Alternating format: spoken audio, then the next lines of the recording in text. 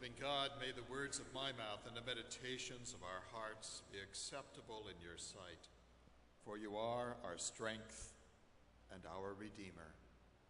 Amen. The gift of creation is extraordinary.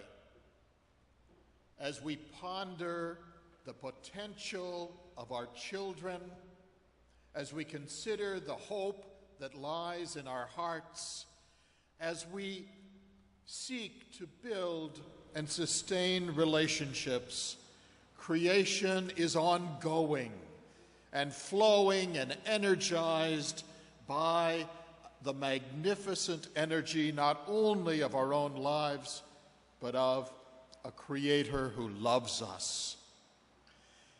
In the Psalm 139, we encounter a God who breathes life into the universe, the vastness of space, but also the tininess of the atoms.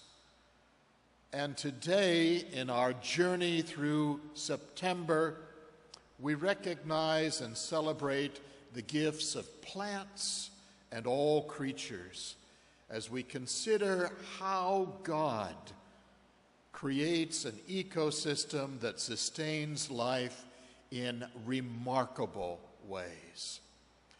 There are so many things about the goodness and the blessing of God, so many things about the nature of God.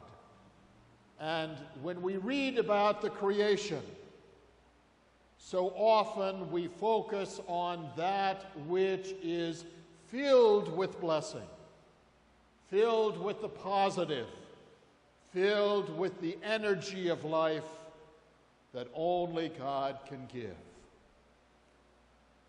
But if we only look at the side of creation that is beautiful, if we only understand creation unfolding in our lives as being something that is wondrous, then we are not acknowledging the whole scheme, the whole nature of what life contains. Yesterday, I had 2 funerals. The end of life, the human journey. And as Christians, we believe that life continues and that the power and the energy of creation sustains beyond this life. But walking through the days of this life, we also encounter the broken places, the pain, the loss, the despair. In the morning, I had a funeral for one of our long-term church members who was about my age, middle 60s, and she had lived with 7 years of Parkinson's. She approached that disease with an amazing strength and courage that I found to be inspiring. It's not easy in your life's journey to receive a diagnosis of a major illness. Some of you have received that diagnosis, and some of you have questioned the unfolding of creation in your life and what this means. You've lived through it. You've lived beyond it. Sometimes we live into and through it, but it concludes differently. And we admire those persons who set an example for us of remarkable courage as they bring their good nature, their humor, and the gift of their life into this journey which takes them to the end of life. They inspire. The second funeral that I did yesterday was for a 34-year-old mother of 4 who had most recently given birth 6 weeks ago.